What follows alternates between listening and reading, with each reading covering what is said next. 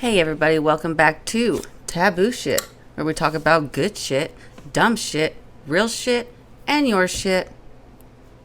Today's topic is the laundry list problem. The ACOA, Adult Children of Alcoholic, Big Red Book. ACA co-founder Tony A. wrote the 14 traits of an adult child of an alcoholic in 1978. The laundry list describes the thinking and personality of an adult reared in a dysfunctional family. Many of us had successful careers, but still felt disconnected from life. Some of us have experienced regular failure. We lived with a self-created calamity mixed with self-harm and self-hate. Many of us have been in the middle of success and failure. We have had fine jobs and homes, but we wondered why others appeared to be enjoying life while we guessed at what was normal.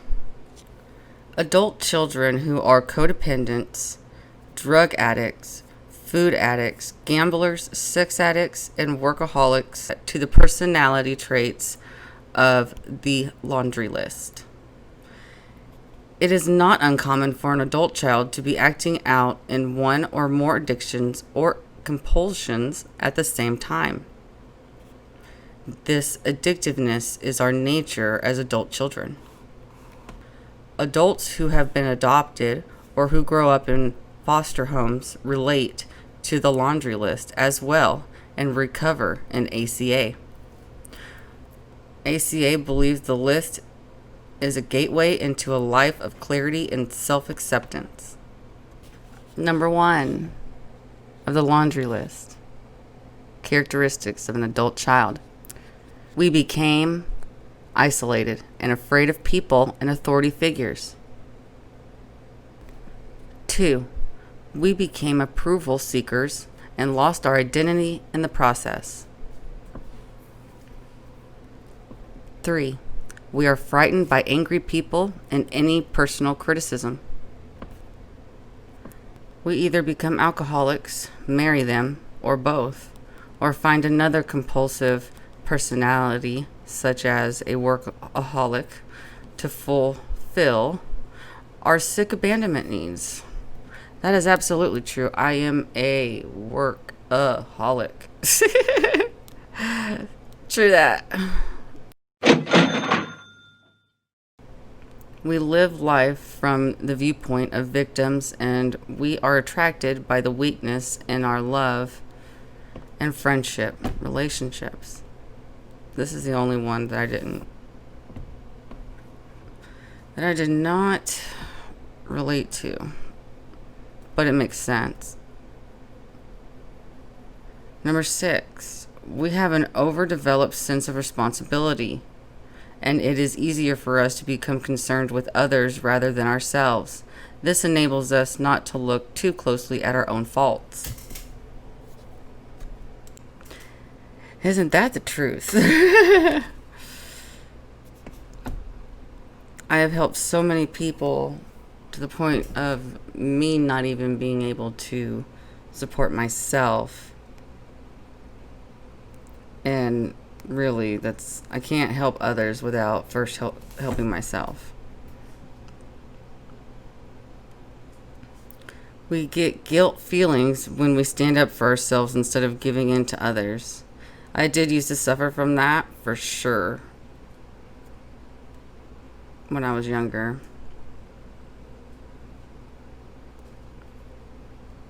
A lack of self-worth. Number 8, we become addicted to excitement. I believe society is teaching our entire nation to be addicted to excitement, if you ask me. Number 9, we confuse love and pity and tend to love people we can pity and rescue.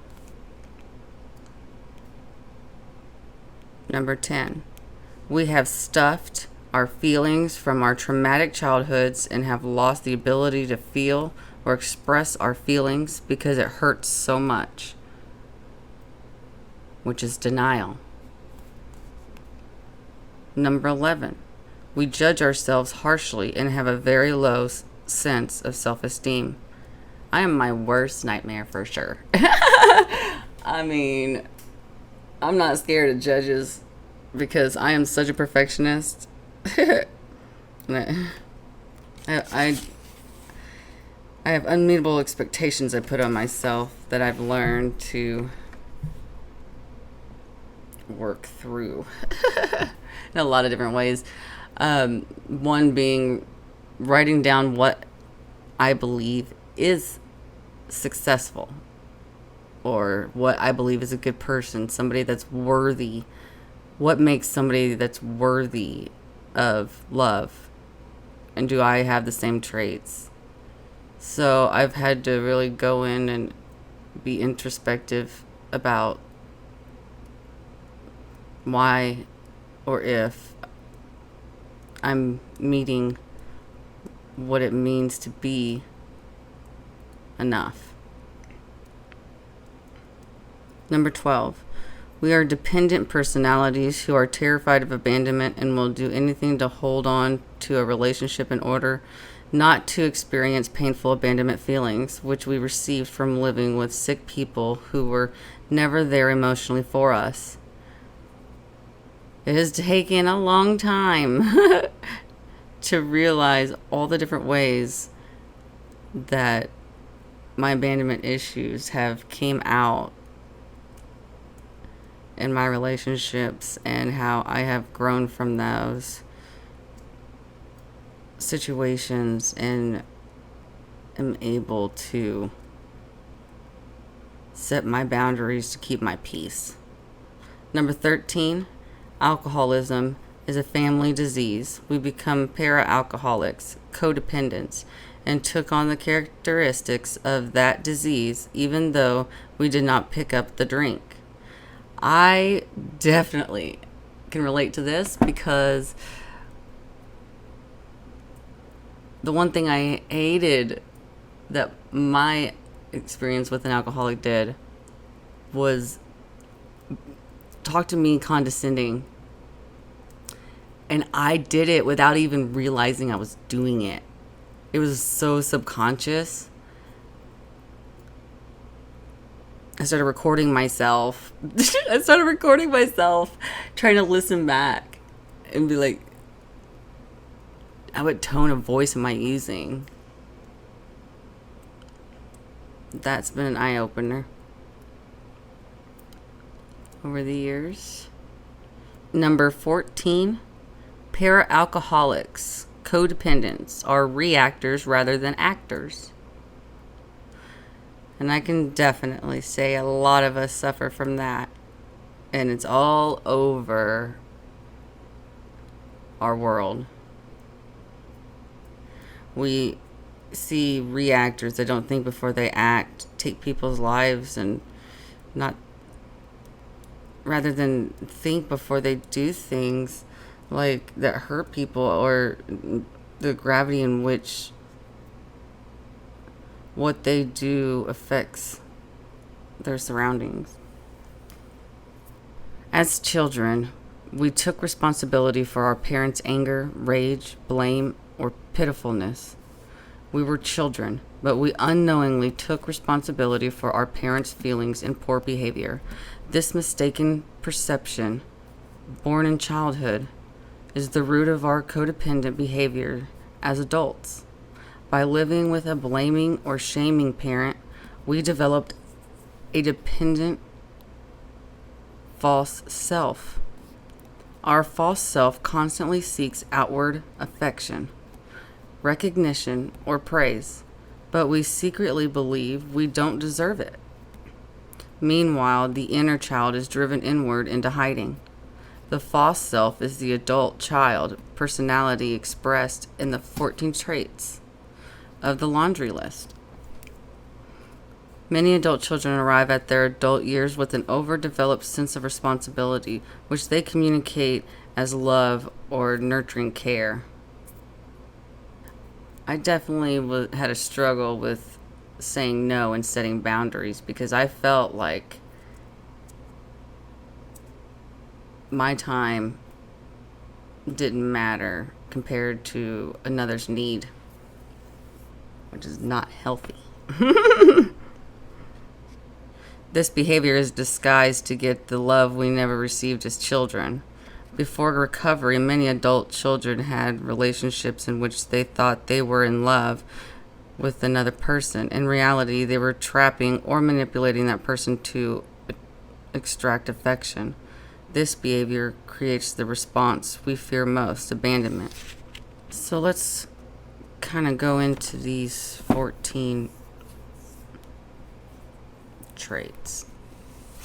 Let's talk about approval seeking. Becoming a people pleaser is one of the solutions that adult children apply to avoid being criticized, shamed, or abandoned. We believe that we will be safe and never abandoned if we are nice and if we never show anger. However, being a people pleaser comes with a heavy price. When we please others at the expense of our feelings or needs, we invariably end up hurting ourselves and our relationships. Let's talk about guilt. Trait number 7, we get guilt feelings when we stand up for ourselves instead of giving to others. And trait 11, we judge ourselves harshly and have a very low sense of self-esteem. Before recovery, most adult children assume they are wrong, whatever the situation might be. If a mistake is made on the job, the adult child takes responsibility for it. If someone feels upset, we think we might have done something to cause the feelings in another. On the flip side, we can blame others and avoid taking responsibility for our errors or poor behavior. We can judge ourselves harshly and place blame on ourselves and others willingly when such blame is not necessary. The guilt feelings we encountered when standing up for ourselves have their roots in not being allowed to ask for what we need as children. Judging ourselves harshly comes from abusive and hypercritical parents. As children, we went without basic needs or praise. We were vulnerable children, but we were shamed when we expressed a legitimate need. "You are so selfish," our parents said. "Do you ever think of anyone else but yourself? Do you think I am made of money?" As adults, we remember such interactions with our parents. We feel the pain in being dismissed or shamed when speaking up for a want or need. As adults, many of us avoid asking for what we need to avoid old pain.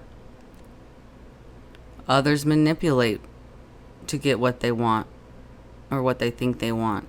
They are unhappy a lot. Even when we get what we think we want, we realize it is not enough again. Because we are raised in a chaotic and controlling homes, our internal compass is oriented towards excitement, pain, and shame. And lastly, before we close out, how do you know if you are an adult child? The following questions will help you decide if alcoholism or other family dysfunction existed in your family. If your parents did not drink, your grandparents may have drank and passed on the disease of family dysfunction to your parents. If alcohol or drugs were not a problem, your home may have been chaotic, unsafe, and lacking nurture like many alcoholic homes. The following questions offer an insight into some ways children are affected by growing up with a problem drinker even years after leaving the home. The questions also apply to adults growing up in homes where food, sex, alcoholism, or ultra-religious abuse occurred. Foster children, now adults, relate to many of these questions. Number 1. Do you recall anyone drinking or taking drugs or being involved in some other behavior that you now believe could be dysfunctional? Number 2, did you avoid bringing friends to your home because of drinking or some other dysfunctional behavior in the home? Number 3, did one of your parents make excuses for the other parent's drinking or other behaviors? Number 4, do your parents focus on each other so much that they seem to ignore you? Number 5, did your parents or relatives argue constantly? Number 6, were you drawn into arguments or disagreements and asked to choose sides with one parent or relative against the other? Number 7, did you try to protect your brothers or sisters against drinking or other behavior in the family? Number 8, as an adult, do you feel immature? Do you feel like you are a child inside? Number 9, as an adult, do you believe you are treated like a child when you interact with your parents? Are you continuing to live out a childhood role with the parents? Number 10, do you believe that it is your responsibility to take care of your parents' feelings or worries? Do other relatives look to you to solve their problems? Number 11, do you fear authority figures and angry people? Number 12, do you constantly seek approval or praise but have difficulty accepting a compliment when one comes your way? Number 13, do you see most forms of criticism as a personal attack? Number 14, do you overcommit yourself and then feel angry when others do not appreciate what you do? Number 15, do you think you are responsible for the way another person feels or behaves? Number 16, do you have difficulty identifying feeling? Number 17, do you focus outside yourself for love or security? Number 18, do you involve yourself in the problems of others? Do you feel more alive when there is a crisis? Number 19, do you equate sex with intimacy? Number 20, do you confuse love and pity? Number 21, have you found yourself in a relationship with a compulsive or dangerous person and wonder how you got there? Number 22, do you judge yourself without mercy and guess at what is normal? Number 23, do you behave one way in public and another at home? Number 24, do you think your parents had a problem with drinking or taking drugs? And number 25, do you think you were affected by drinking or other dysfunctional behavior of your parents or family? If you answered yes to 3 or more of these questions, you may be suffering from the effects of growing up in an alcoholic or other dysfunctional family. As the laundry list states, you can be affected even if you did not take a drink. Don't forget to like, share, and subscribe if you felt that any of this information... Delete that. Don't forget to like, share, subscribe, and check out cuniques.com for the nonprofit that I am building to be the good I want to see in the world and inspire the uninspired to inspire others. Check you later. Bye.